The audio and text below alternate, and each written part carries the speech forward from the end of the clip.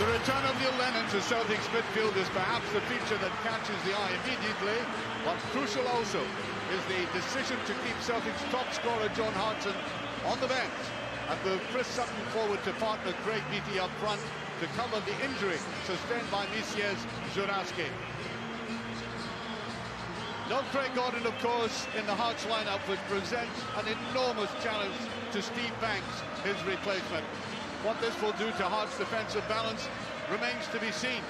No Roman Bednar, of course, he's replaced by Pospisil, and Julien Brellier, the Frenchman, has recovered from injury. Well, there we are, off into a game, and look at the date, 15th of October, and Hearts remain unbeaten. That simple statistic alone represents the almost unprecedented gauntlet being thrown down by this club to all SPL teams, not just Celtic today. Baldi didn't get hold of that. Here's Paul Hartley, he's going to let fly!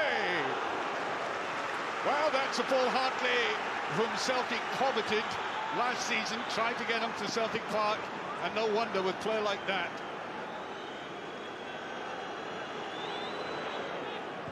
In a good attacking role, just overhead. I think he might just get it in, and that, I think, will be a free kick.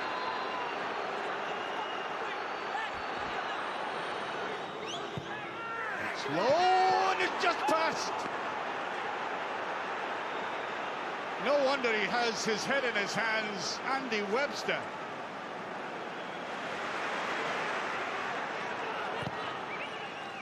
Pieces still in play, though. And it goes, and just touched away. Celtic just surviving at the moment. Kimura, heel floated in, the far side. There's Lennon with a chance, and just touched away. Effort and goal, it's in! Beattie's done it! It falls to Beattie, still a long way to go. And in it flies. I think it was up, maybe off the heel of somebody there. It certainly deceived the goalkeeper.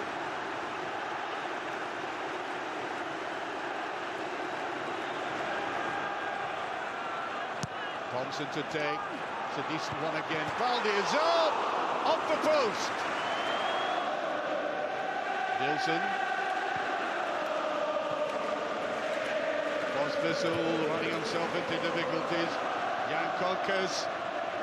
Scatchell trying to come in there, still has a chance, and he scores! Scatchell gets the equaliser, and looked at first as if he might not be able to do anything with this. A beautiful ball put through there, little dummy by Hartley, and I think that's bad defending, though. I think Telfer should have been much more positive than that, and because he wasn't, Celtic suffered.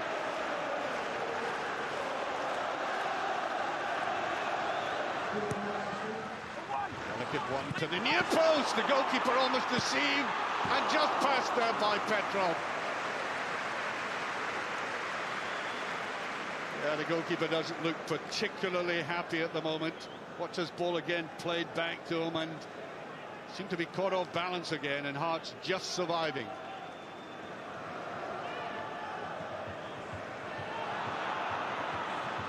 That's a good ball. Petrov trying to go forward. There was a bit of a dive, I have to say. Referee didn't warn him, he just moved the play on. Kamatsola.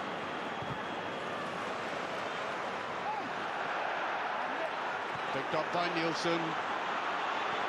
There's a lovely ball through to Jan Kokes, and what a chance he's missed. I think the likes of Bednar would have put a chance like that away. Beautiful play again.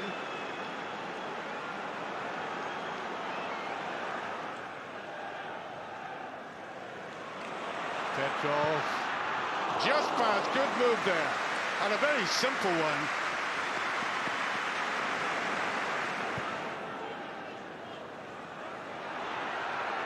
Beautiful play there, Petrov. Thompson, will he let fly? He does! Great save. Jan Kokes Here's Hartley. Celtic supporters loved the way that Petrov leapt on him there. Oh, that was a deflection as well. Good effort there, initially by Telford, but there was the slightest deviation in the trajectory here. Then it was, and the goalkeeper did well to get behind it. Good clearance there by Baldi. Here's Scatchell. Was that well? Scatchell coming forward again. His first touch let him down. It was a beautiful move there by Hearts. What a marvellous piece of play that was by Scatchell. The old-fashioned 1-2. There he was, in on it, and his first touch let him down. Here's Maloney. That's with the reverse pass. Maloney again. That's a free kick. Now then, Alan Thompson, had he been on the pitch, would have taken this. This looks like a booking. Yes. Oh, brilliantly saved. That was a superb free kick. It really was going all the way. We were right behind this shot. That's a great, great save, you know. It's deep, Webster's there, Scatchell goes in, and it's Webster! Wow! That's a central defender's shot at goal. He's only scored a goal this season, a single goal this season, and I think he was rather put off by McManus coming, or Dickey rather, coming beside him there. Dankaukas, neat little touch, Pospisil.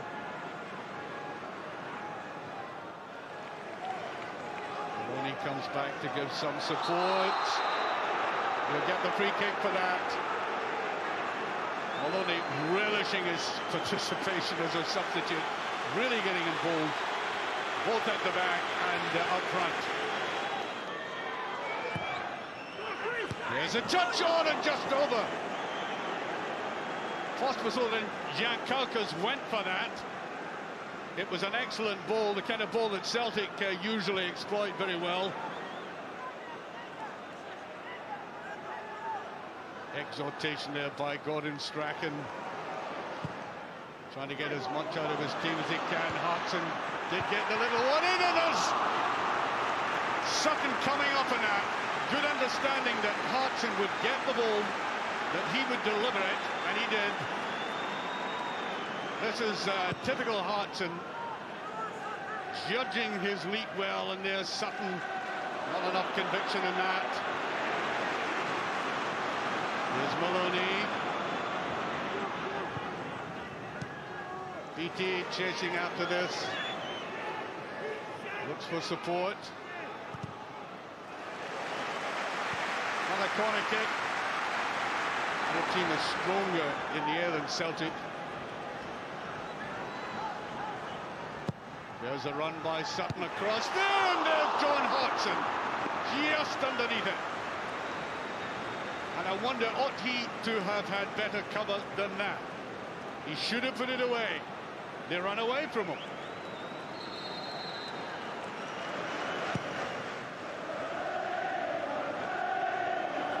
Dankaukas.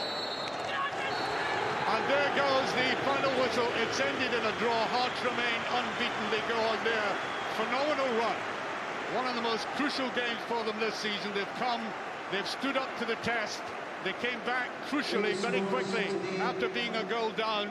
The two goal scorers played extremely well, but it does show you, if we needed the proof, that this is going to be a very exciting league championship indeed. The final score, Celtic 1, Hearts 1.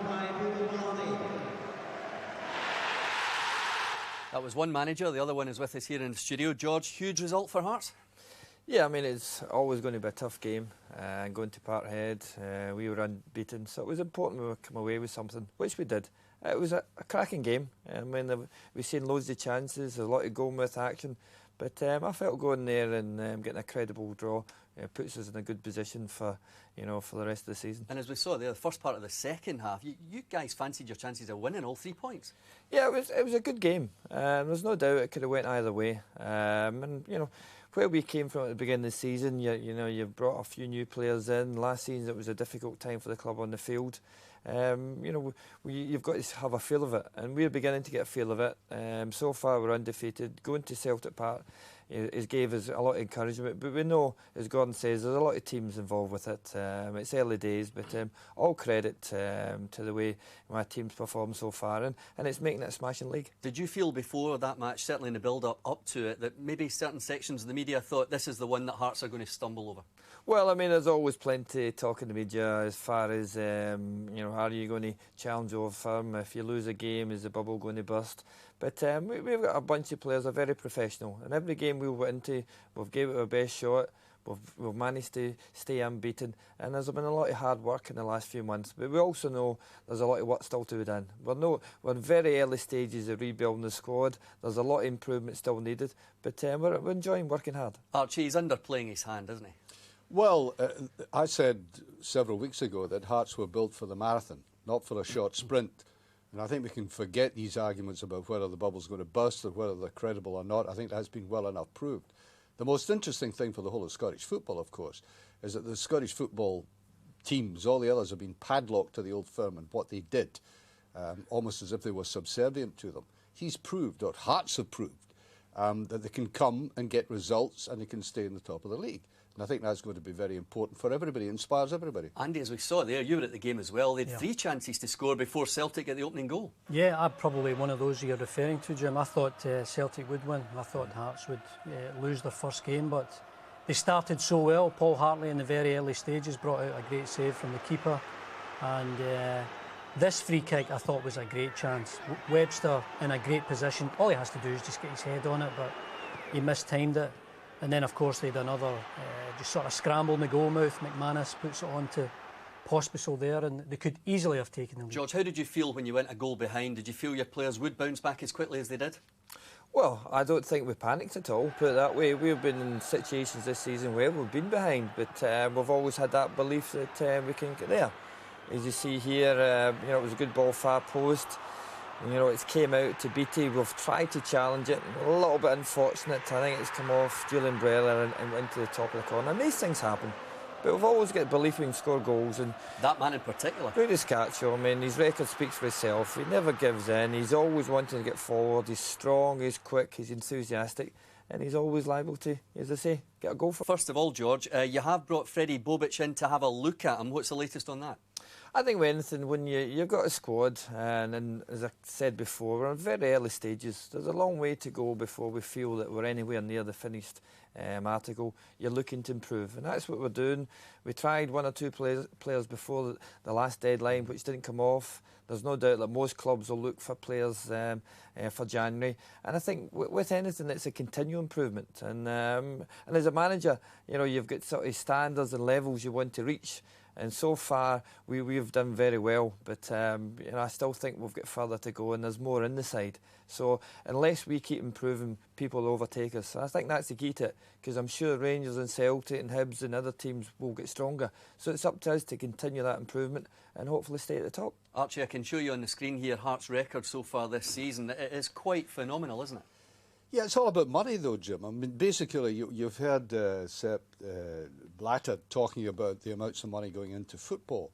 Some of it you might consider to be obscene, but it's a marketplace. People are prepared to put their money in football, which is surprising to say the least. Who's going to make money out of football? So I think the Hearts supporters, by the way, they won at Celtic Park last season before George came and so on. So winning at Celtic Park isn't unusual to Hearts. But in the longer term, it's going to be interesting to see, and George is here, what he's going to be given in the January window. Because a famous German once said to me, I'll buy, in fact, David Murray, he said, I'll buy the Scottish League. Now, what he meant by that was he had huge resources. And if Rangers struggled, he would go out and buy a player. 2 things, he doesn't have the money, and secondly, the transfer windows are not as open as they used to be. But it's success is down to money and investment. George, shorter term, you have 3 league games coming up, 2 of them at home. Now, with the greatest respect to Dunfermline and to Kilmarnock, who gave you a very good game on the opening day of the season, you're looking there at 6 points before meeting Hibs at Easter Road, aren't you? Well, every game is difficult, and I mean we're certainly not getting carried away. Whoever we're playing, I mean, our last game again before Celtic was Falkirk, and we're 2-0 down. So it's all difficult, but it's a case of, it's not all about money. It isn't all about money. It's getting the best out of your side and the right formation. I mean, we've only spent money in 2 players this season. Sure. We've got a number of free transfers in there, but the spirit's the key. The spirit's the key, working with players, development, trying to bring young players through and get the whole club there. And of course, if you've got money, you can do things quicker. But the key to any success, that continued improvement, is to get the squad to work together. Right, before we let you go then, Gordon Strachan said there are 4 teams challenging for the title. You still say you're only playing for third. Are you going for it? No, we're playing for first. But at the beginning... You are playing for first? Of course we're playing for first. That's not what you said before. No, we're playing for first. But at the end of the day, realistically, when the season started, if we could take the club into Europe, because remember where we've came, OK, the club did win at Celtic Park, but they did finish 42 points behind Old Firm last year. So it's a case of that improvement. And if we can get into Europe, it would be great. But now we're in first place. We're not going to give it up easy. George,